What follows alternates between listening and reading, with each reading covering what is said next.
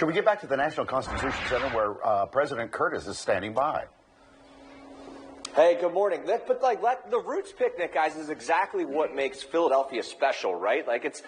We have one of the greatest bands, and we also have one of the greatest places to celebrate President's Day weekend, and that's the National Constitution Center. Jenna, you are a visionary of making this place incredible to visit, and you're the director of the educational side of things. How can we get students involved? But today, get this, Philly, it's free! Yeah, so we have free admission for President's Day. It's also Black History Month. We celebrate Black history all year round here at the Constitution Center, but we have lots of stuff to do.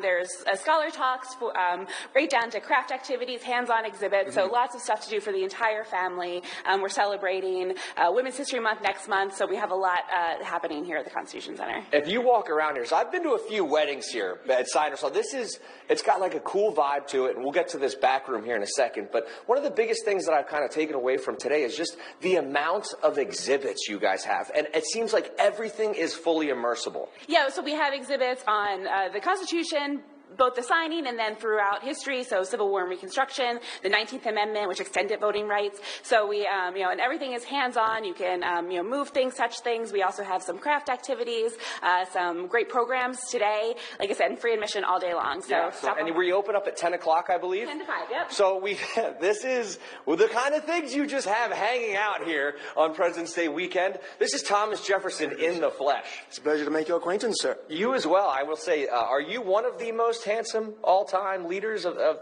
the American way, or? You honor me, sir. Well, I hope so. I mean, listen, so we're here. Tell us what makes this so special. We are now in a location that presides over a guardianship of the legacy of the United States Constitution on a day that celebrates the legacy of the presidency of the United States. I do not know a more perfect combination of entities to celebrate and to educate what we are celebrating today.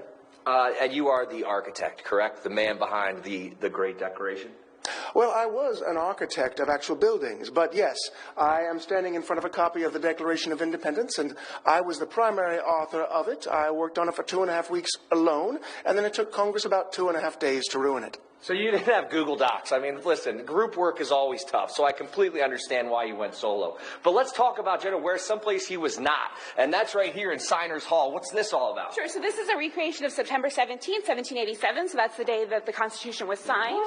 So after a long summer of creating our government, the men in this room signed the Constitution, and, then it would go on to the states for ratification. So when we're in here, how many of these men actually became president? We're looking at one here. This is George Washington, which is his birthday today. Yeah, so we have George Washington and James Madison are the only two signers of the Constitution that would go on to become president. So our first and fourth president over here. I think my wife, when she was in here during the wedding we were at, she said there's a lot of vertically challenged people in here as far as everyone was just shorter back then. So we've really grown into our legs. Yeah, so these actually would have been taller gentlemen. These were the elites of society, so they would have had a lot of nutrition. So they actually would have been more average height.